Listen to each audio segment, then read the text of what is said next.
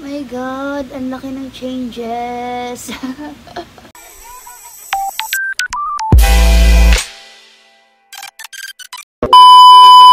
Hi guys, it's your girlie and welcome back to my YouTube channel. So for today's video is pinaka-exciting tong gagawin ko kasi magre-react ako sa aking old photos.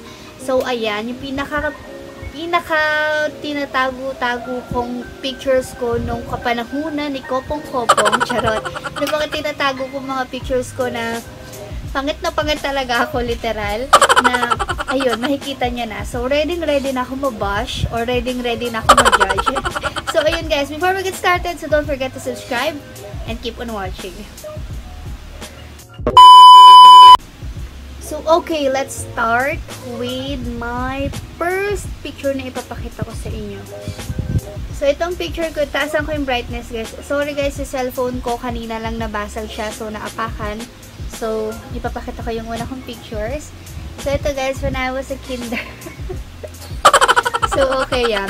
Yung kinder ako nito, itong picture nito, naalala ko, kinder pa lang ako nito, or elementary. Hindi ko na matandaan yung exact doon, pero siguro yung edad ko dito is nasa 7 years old ako.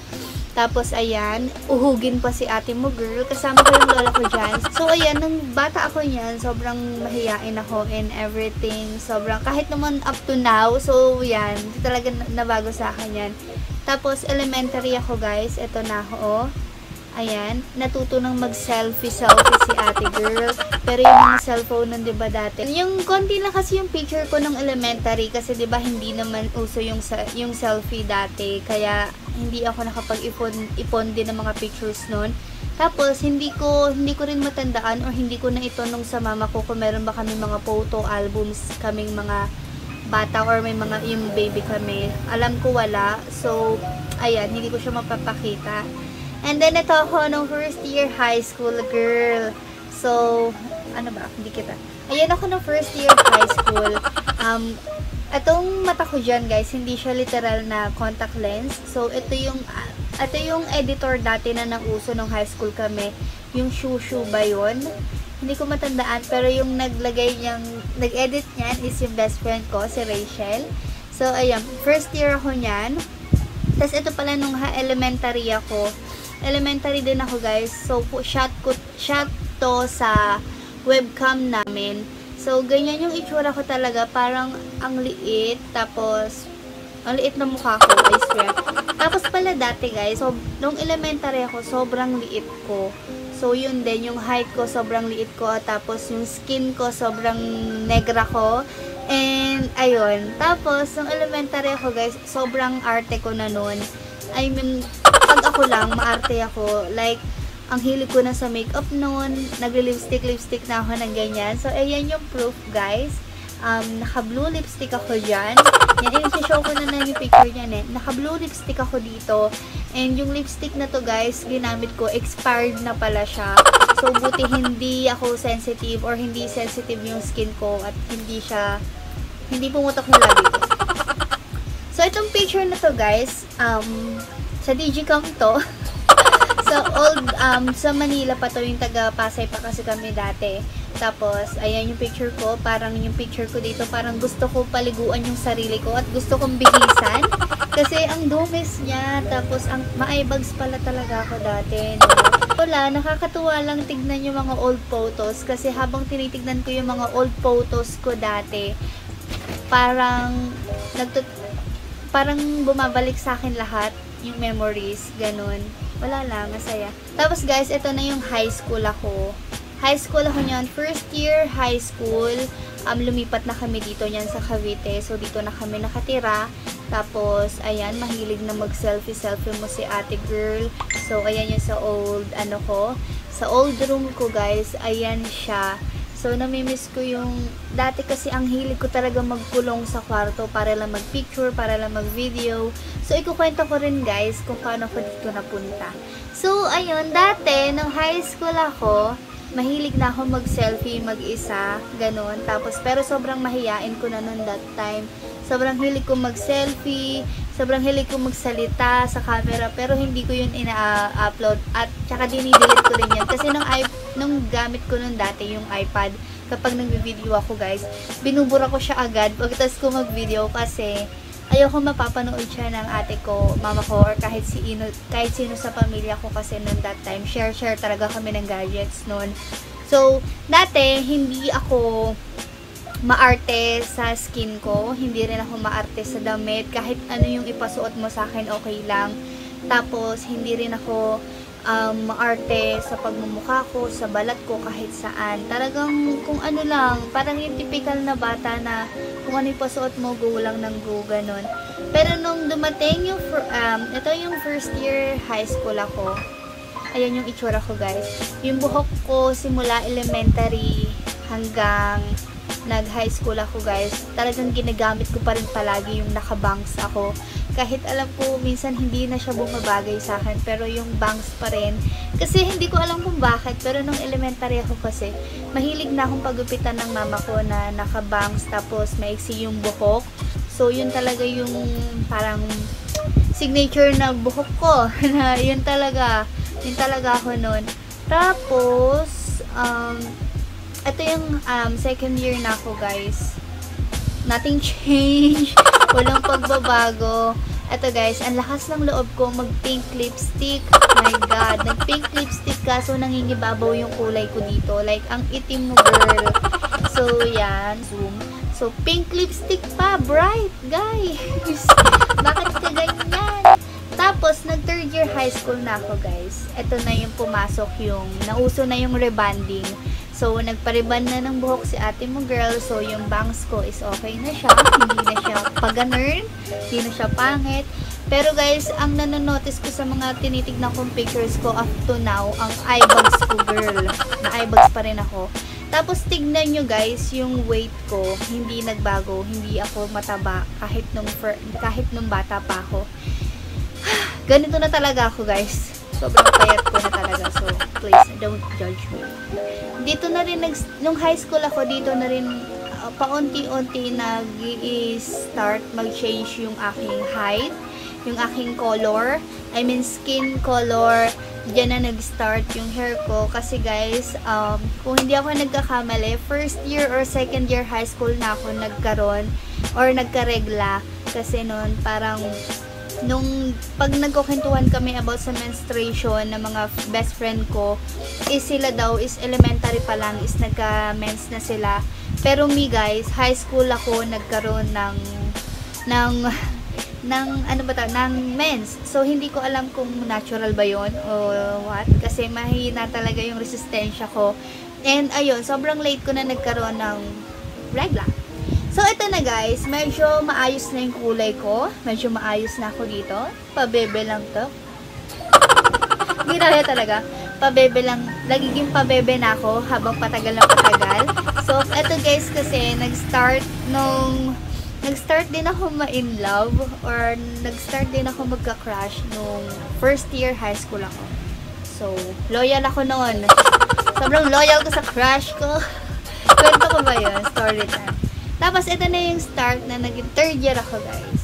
Na-notice ko rin sa buhok ko noon, high school ako. Parang yung buhok ko lagi is pa-emo type. Alam niyo yung usong buhok na medyo angat dito, tapos pa-emo yung bangs pa ganyan. Hindi ko rin alam. Na-notice ko lang ngayon lang na ganun pala yung mga hair ko. So, medyo, ayun, nagiging maputi na ako. Pero, ang pabebe ko pa rin mag-smile. And, kung tatanungin niya ako kung bakit hindi ako mamingiti sa picture like nakaganito, nakaganyan. Kasi guys, ikukwento ko rin sa inyo sa separate video yung about my teeth. So, yun. Kung bakit nawala yung confidence ko and everything. Kung wala akong confidence. So, ito na yung 16 years old ako. Pumatak na yung 16 years old na ako niyan. So, yes, 16 years old ako nito. Tapos, ito na yung nagbago na din yung pananamit ko, guys. So, dati, kung ano yung suotin ko, carry lang. Pero habang tumatagal, sobrang nagiging maarte ako sa damit ko. Nagiging mas ginagastusan ko yung pananamit and everything. Pero, ito, that time, hindi pa ako na-addict sa makeup nito. Pagpasok na ng college. So, yon. Pero, ang nauso sa akin yung high school ako, hindi makeup, kundi contact lenses. So, here's my photo nung third year college or fourth year college na ako. So, ayan, naka pink contact lens pa si ate mo, girl. So, yan talaga yung mga hilig ko bilhin nun. Mahal pa yung contact lens nito, pero pinabibili ko siya kay mama nun. So, ito yung height ko, guys. Wala lang. Gusto ko lang ipakita siya, guys. Kasi dati, ako yung pinakamaliit sa mga magbe-best friend. O sa aming magkakaibigan, ako talaga yung pinakamaliit. Tapos, naging ganito bigla yung height ko. Like, umangat ako. Yung height ko, umangat yung height ko. So, tanungin nyo sila. So, yan. Parang naging long-legged ako noon. Tumangkad pala ako, guys. Hindi dahil sa matakaw ako sa tulog. Hindi rin ako matakaw sa tulog. Tumangkad ako dahil nagkaroon ako bigla ng mens noon. So, yun. So, yun yung reason. Tapos, ito na yung, guys, sobrang nagiging maayos na ako. Pagdating sa mga hair, nagiging, na ako, sobrang maalaga na. Pagdating sa mukha ko, nagiging gusto ko lagi na ako maayos. And, ayun, I'm so thankful na naging maayos ka, girl. So, ayun. Tapos, sa pananamit, yun nga, sinasabi ko, nagiging fashionista ako. So, hindi ko naman ikakailayan. So, eto yun na, guys, yung nag-JS prom ako. JS prom, fourth year high school na ako nito. So, ako yung nag-makeup niyan. Tapos, si mama yung nag-ayos ng hair ko. So, makeup ko dito, guys. Lipstick lang to actually. Tapos, nag-contact lens lang ako. Kaya siya naging bright. Pero, yung eyeshadow ko niyan, yung isa lang, ganun lang. Kasi hindi naman ako marunong mag-makeup ng that time. Tapos, ito yun ako. Ayan ako niyan. So, diba? Naging maayos siya. And, dito, guys, dito na ako natuto. Yung 4th year talaga ako, dito na ako mas umarte. Like, mag-posing sa camera mag-isa, i-timer yung camera, tapos magpo-pose ako, ganyan. Tapos, ayan, mahilig na ako mag-selfie nun. Sobrang addict ko sa selfie nung 4th year high school ako. Pero nabago siya, guys. Tapos, ito na yung tumungtong ako ng college. College na ako nito, guys. Ayan. Ay, college na ako. Ito na yung mga pictures ko nun.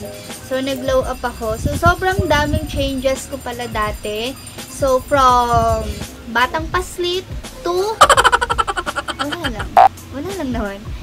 Ang dami kong napansin or ang dami kong na-notice na nagbago sa akin nung nakita ko itong mga pictures ko dati. So, first, ang una ko na-realize na nagbago yung skin ko. Ng natural, ha. Hindi kasi ako nagpaputi, guys, or hindi ako nagpapaputi. Pero nagtry ako ng Gluta IV, pero hindi siya, hindi naman ako tumagal sa ganun. Head to toe, from hair, face, boobs, charm. So, ayun.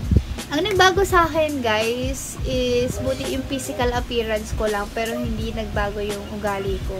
Like, kasi no elementary ako, sobrang mahiyain ko noon because na-experience kong mabully.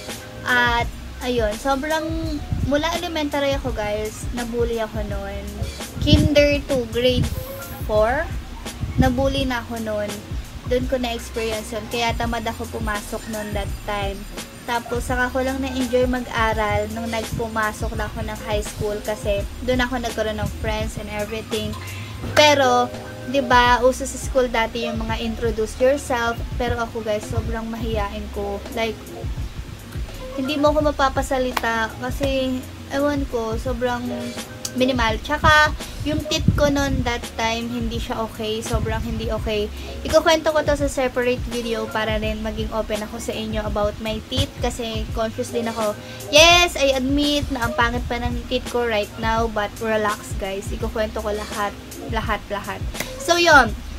Yung skin ko, guys, natural. Morena pa rin ako till now. Hindi po ako maputi. So, dati sobrang negra ko lang kasi mahilig ako magbabad sa init noon. Kasi bata pa nga, 'di ba? So, sa buhok ko, guys, basta gusto ko lagi maikli yung buhok ko. Tapos, lagi ako may bangs. Now, na iba na siya. Gusto ko laging straight yung buhok ko. Lagi nakalugay and everything. And, yun. Sa makeup, nothing new. Naging addict lang ako sa makeup. And yun. Tapos, sa pananamit guys, dati mapapadamit mo ako na kung ano-ano lang ibigay mo sa akin, go, akin na suotin ko. Pero ngayon, ang pili ko na, yun. Kasi, hindi ko rin alam kung bakit, pero naging ano ko sa pananamit, naging parang, nagiging ano ko siya, nagiging masaya ako kapag maayos yung damit ko. Naging mahilig ako kung kahit sa kakikayan. So, yun. So, yun lang guys. So, ang purpose ng video na to guys, na hindi lahat talaga tayo is nagkakaroon ng glow up or transformation. So, dati guys, sobrang addict ko sa selfie. Ngayon, hindi mo ko mapapa-selfie or hindi mo ko mapapa-upload. Dati, nung high school ako, naalala ko, kada may selfie upload. Tapos, lagay ng quotes na kung ano-ano. So, lahat talaga nag-throwback siya sa akin. And, sobrang nakakatuwa. Nakip ko pa lahat ng meron akong pictures mula nung bata ako. Or, lahat nung yung mula nung tinirahan namin dati nung bata pa lang ako is nakip ko pa siya. And, I'm so very, very proud of myself. So, buti na lang hindi natanggal yung Facebook. Katulad nung So, dati may Friendster, diba? So, sa Friendster, guys, puno-puno rin ako ng pictures noon and everything. So, ayun, sobrang nakakatuwa lang na, ayan, na may nagbago sa akin or may nagbago yung look ko. So, dati na binubuli na dati, joke lang. So, ayan, lagi kong iniisip noon dati na, so, dati, guys, iniisip ng lahat sa akin, even me, na maliit ako, na sobrang liit ko kasi talaga dati, na parang hindi na ako tatangkad, ganun. Pero, here I am. Height ko po is 5'8". So, yon. Sa mga nagtatanong, 5'8 po yung height ko. At ang height ko po is namana ko siya sa aking father. So, si Papa kasi is 6'footer". So, yun. So, sobrang thankful ako na hindi ko namana yung height ko kay Mama. So, yun lang guys. So, that's it for this video. Gusto ko lang ipakita or gusto ko lang mag-react dun sa mga old photos ko. Kasi parang ang fun niya gawin. At actually, naalala ko lahat. Kada tinitignan ko bawat pictures, lahat may story, lahat nakaganapan, parang nag-throwback sa akin. So, I'm so happy. So, ayun lang guys. So, that's it for this video. I hope na nag-enjoy din kayo. And if you did, so don't forget to subscribe on my YouTube channel. And see you in my next one. Bye!